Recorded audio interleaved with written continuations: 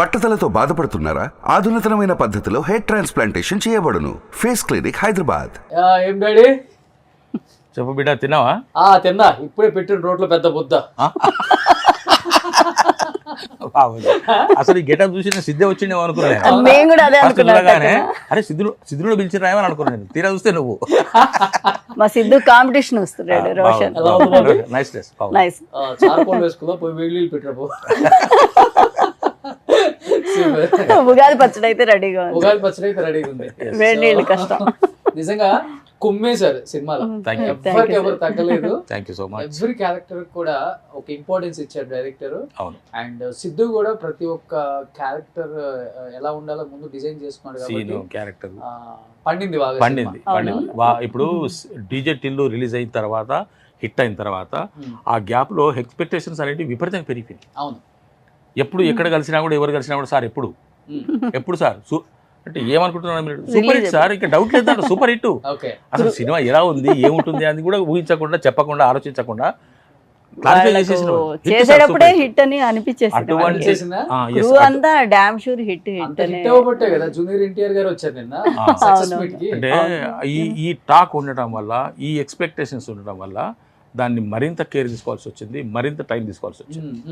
చాలా ఇన్సిడెంట్స్, చాలా సీన్స్ ఏవైతే షూట్ చేసినవి ఉన్నాయో వాటిని కూడా కొన్ని సందర్భాల్లో రివ్యూ చేసుకోవాల్సి వచ్చింది. నిన్న చేసిన షూట్ ఇంకో 10 రోజుల తర్వాత మళ్ళీ రివ్యూ చేసుకోవాల్సి వచ్చింది వాళ్ళు. అలాగా చేసినవి కూడా కొన్ని చాలా మార్పులు చేర్పులు జరిగాయి. అయితే ఫైనల్ గా మంచి అవుట్ లాస్ట్ వాళ్ళ ఎక్స్పెక్టేషన్ కరెక్ట్ గా జరిగింది. కరెక్ట్ గా దాన్ని తీసుకొచ్చారు. దాన్ని కుదించడం కానీ, అతికించడం కానీ అన్ని ఏవైతే చేశారో ప్రతి ఒక్కరు ఎంజాయ్ చేస్తున్నారు. No negative mark. బలగంతో స్టార్ట్ అయింది మీ సక్సెస్. అదే డిజెట్ ఇల్లు అది తర్వాత, ఇప్పుడు మళ్ళీ బలగంతో స్టార్ట్ అయింది. ఎక్కడ ఏ సినిమాలో కనపడ్డా గానీ సూపర్ డూపర్ హిట్ టాకే మీరున్న సినిమాలన్నీ. ఇప్పుడు సెంటిమెంట్ ఫాదర్ అయిపోయారు అందరికి. ఎన్ని సినిమాలు అసలు కంటిన్యూగా జరుగుతున్నాయి సినిమాలు కూడా. నాకు కూడా అప్పుడప్పుడు ఫోన్ ఎత్తుతారా లేదా పక్కన ఈ మమ్మీ రోల్ నే పెట్టుకోవచ్చు కదా మీరు అన్ని సినిమాలలో. డైరెక్టర్స్ కి, ప్రొడ్యూసర్స్ కి చెప్పండి, ఉంటే మంచి లక్ కలిసి వస్తుంది మనకి. అంటే మేడం డేట్ కూడా ఒకసారి కలుస్తలేవు అంటున్నారు వాళ్ళు. సార్ మీ రూపలక్ష్మి గారితో, సుజాత మేడంతో పెట్టుకుందాం సార్ అంటున్నారు, కానీ మరి ఇద్దరు డేట్లు కలవట్లేదు. మళ్ళీ లేకుంటే వాళ్ళతో ఏమవుతుందో కానీ వేరే వేరే వాళ్ళు వస్తున్నారు. మేడం ఇప్పుడు నేను ఒక 2 సినిమాలు చేస్తున్నాను. అవునా? మీ ఇద్దరు ఉన్నారంటే సూపర్ డూపర్ హిట్ అయింది. Thank you.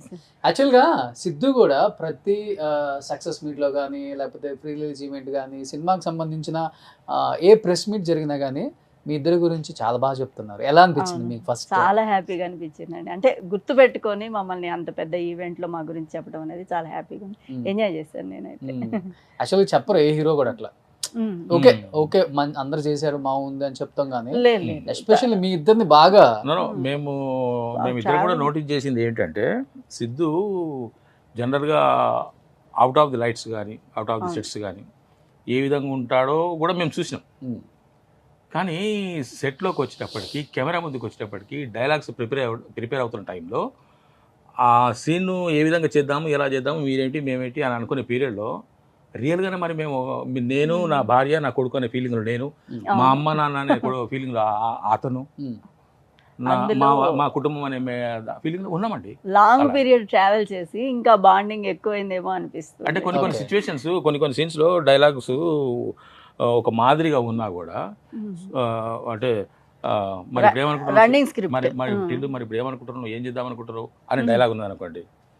ఆ డైలాగ్ నేను అట్లా చెప్పటం లేదు. ఏం రట్టిందో మరి ఇప్పుడు ఏం చేద్దాం అనుకుంటున్నారు నువ్వు, ఆ విధంగా అంటున్నావు. ఏదో డాడీ ఏదో చేసుకో, దాంట్లో ఉండదు. ఏదో ఒకటి చేసుకుంటా తీ అని ఉన్నది అనుకోండి. ఏదో డాడీ నేనేదో చేసుకుంటా తీ అని అంటున్నాడు ఆయన. నాకు బుద్ధి పుట్టినప్పుడు నేను అరటిలో డాడీతో గట్లా మాట్లాడేది. నా స్టాంప్ డైలాగ్ అది. అంతేగా. అట్లా అనుబంధం అనేది సెట్ లో ఒక ఫ్యామిలీకి ఉన్న అనుబంధం మా మధ్య ఉన్నది. అది ఎవరికి చెప్పుకోకుండా జరుగుతున్న పరిణామం. అందరూ ఫ్యామిలీస్ తో బాగా ఎంజాయ్ చేస్తున్నారు.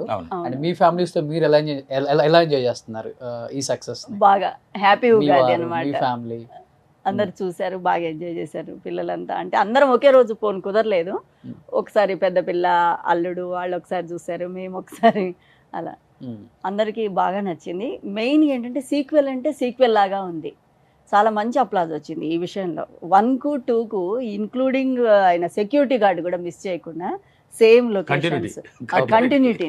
సీక్వెల్ అంటే సీక్వెల్. నువ్వు ఇంతకుముందు వచ్చినావు కదా. అప్పుడు సంతకం చేయలేదంటే ఏలు ముద్ర అంటే లేదు లేదు నేను నీ ఫ్యాన్ అంటారు. ఇదే డ్రెస్ అప్పుడు ఫస్ట్ లో అది గ్రీన్ గ్రీన్, ప్యాంట్ కూడా గ్రీన్, మీరు వైట్. గుర్తుంది మమ్మీ.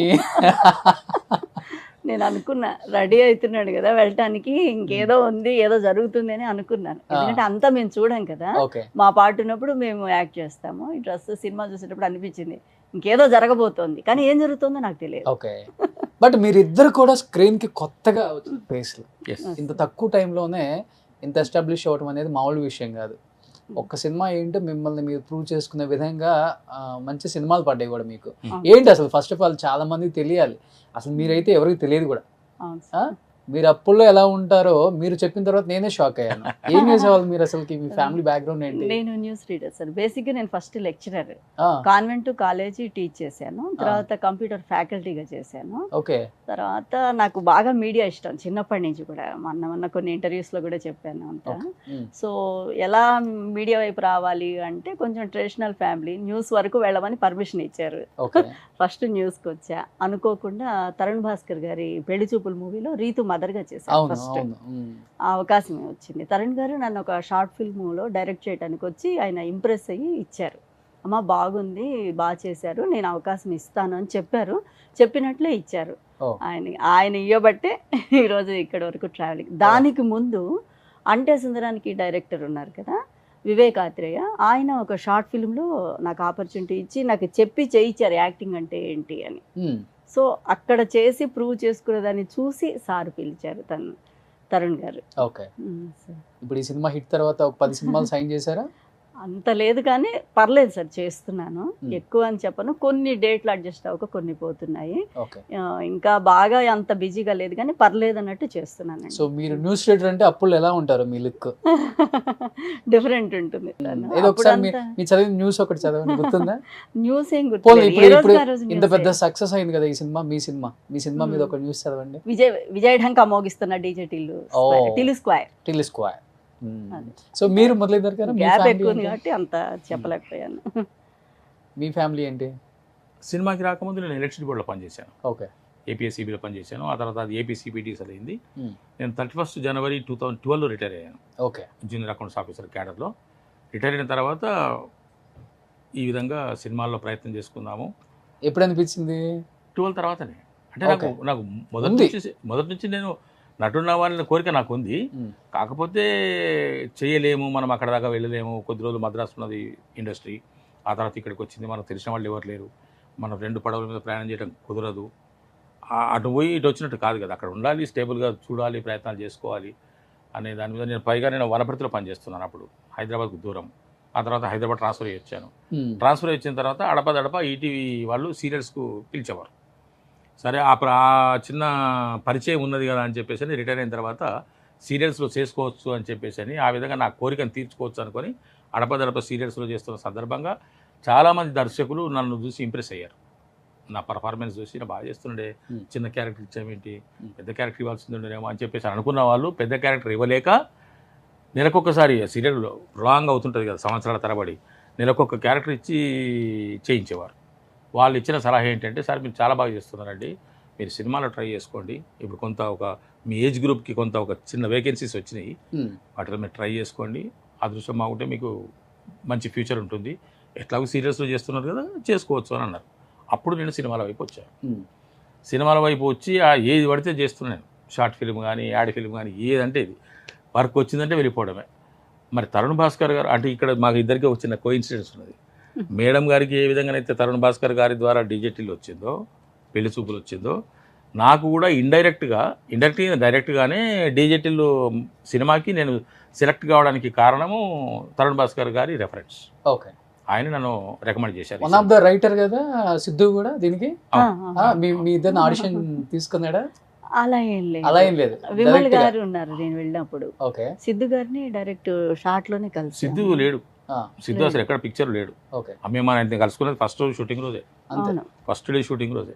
అందులో షూటింగ్ రోజు మా ముగ్గురు కాంబినేషన్. టైటిల్ కూడా నరుడు బ్రతుకు నటన. ఫస్ట్ ఎన్బిఎన్ నరుడు బ్రతుకు నటన తర్వాత టిల్లుగా మారింది. బలగం సినిమా కూడా టైటిల్ ఫస్ట్ కొమరయ్య. అవును అవును అది దాని పేరు తెలుసు కొబ్బరి, ఆ తర్వాత ఓకే, బలగంగారే. బట్ ఇది తెలియదు నాకు. ఇది అదే అయితే పేరు మారితే లక్ వస్తుంది. అసలు పేరు ఆ పేరు ఏంటి ఎట్లా ఉంటుందో ఒకసారి ఊహించుకుంటే అదే. అర్థమవుతుంది. నరుడి బ్రతుకున్నట్టు బ్యాక్గ్రౌండ్ అది కూడా ప్లే కూడా చేశారు. ఆ నరుడి బ్రతుకున్నట్టు సాగర సంగమం సినిమాలో అది. ఆ తర్వాత మరి అంతలోపల ఏమైంది, ఈ మన సిద్ధు గారు ఆ కార్కి మొత్తం పెయింటింగ్ వేయించేసి డీజే టిల్లు అని పెట్టుకున్నాడు. ఓకే. అది మొత్తం హైదరాబాద్ తిరుగుతున్నాడు. అవును. అది ఏదో బాగుందని చెప్పేసి డీజే టిల్లు పెట్టింది నేను అనుకుంటున్నాను. ఓకే. అవును. దాన్ని చూసిన తర్వాత ఆయన కారు అది. ఆయన కారు. క్యాచీగా ఉంటుందని టిల్లు పెట్టాడు. ఇప్పుడు ఆ సిద్ధు జొన్నలగడ్డ అంతకుముందు పేరు కూడా ఎవరు టిల్లునే అయింది. అప్పుడు సిద్ధు కూడా ఎవరికి తెలియదు కదా, అంటే ఆయన బయట తిరిగినా దాంట్లో ఎవరికి తెలియదు. చెప్తారు కదా డైలాగ్, బాలగంగాధర తిలక్ అయితే నేను లక్షణంగా పేరు పెడితే ఫ్రీడమ్ ఫైటర్ ఇష్టమని నువ్వు దాన్ని తీసి టిల్లు అని పెట్టుకున్నావని తిడతారుగా ఫస్ట్ అవును, దాంట్లో. అవును, అవును, అవును. సో అట్లా క్యాచీగా ఉండాలని ఆయన డీజే కొడతాడు కాబట్టి డీజే టిల్లు పెట్టు. సుమన్ టీవీలో మీ పర్సనల్ అండ్ బిజినెస్ ప్రమోషన్స్ కోసం కింది నెంబర్కి కాంటాక్ట్ చేయండి.